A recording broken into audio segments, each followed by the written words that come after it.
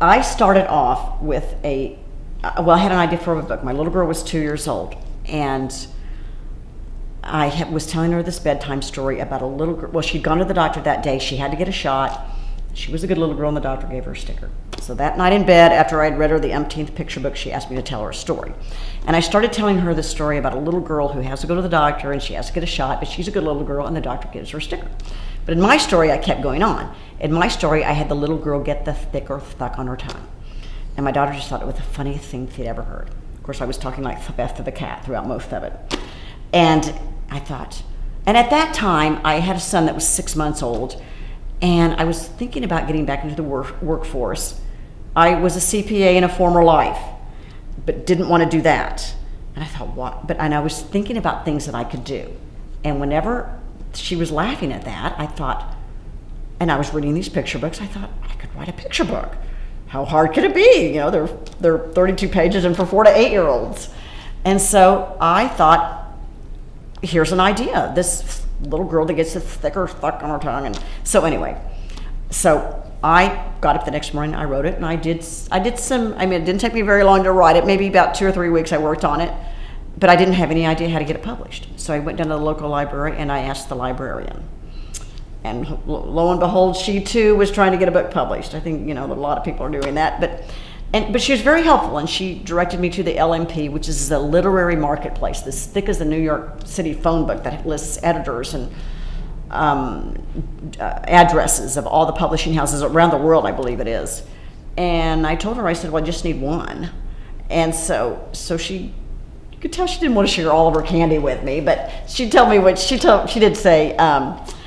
She gave me Dutton, and so I was like, okay, thank you. And so I just went home and I thought, I'll send it off to Dutton, and I'll have a library book on the shelf when, I don't know how long it takes, 3 months, and I'll just have a library book on the shelf, and that'll be start of my career. And so anyway, so I sent it off, and 3 months later I got a rejection letter, a form rejection letter. And I thought, well, okay, I knew statistics, so I went back to the library without the kids this time, and I got about 35 to 40 different publishing houses where I could send it off to that took children's stuff.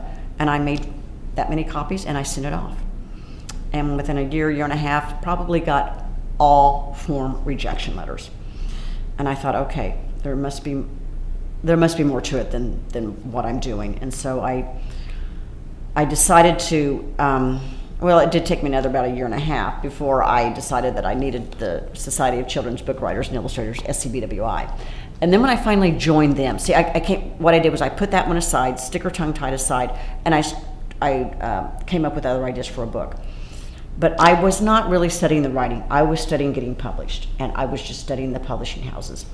And then whenever I found out about this organization, I thought, okay, I'll go.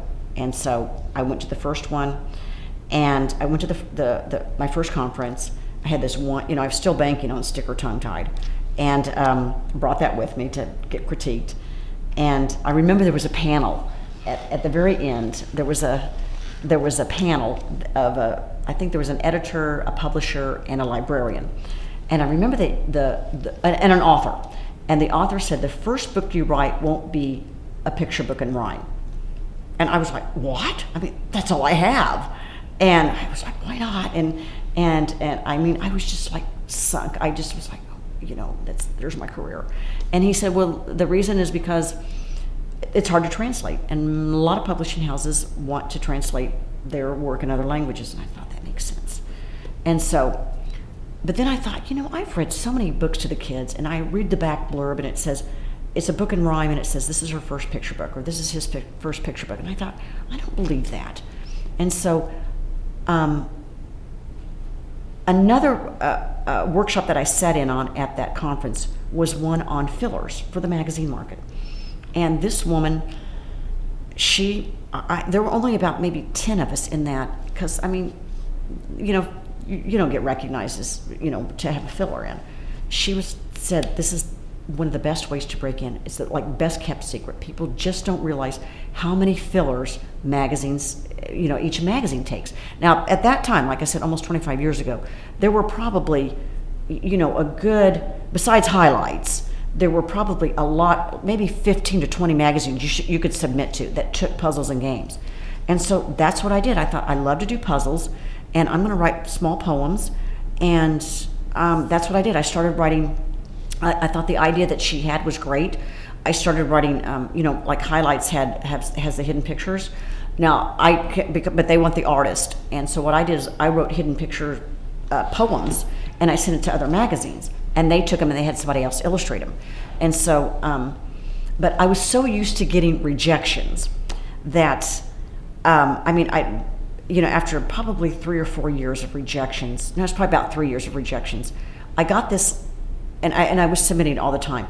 I got this envelope in the mail, and it wasn't a self-addressed envelope. It wasn't my self-addressed envelope, and it was from the children's magazine market that does Humpty Dumpty and Jack and Jill and Turtle and I saw that on the return address, and I was like, and I didn't even think it was an acceptance. I thought that they were trying to get me to buy their magazines.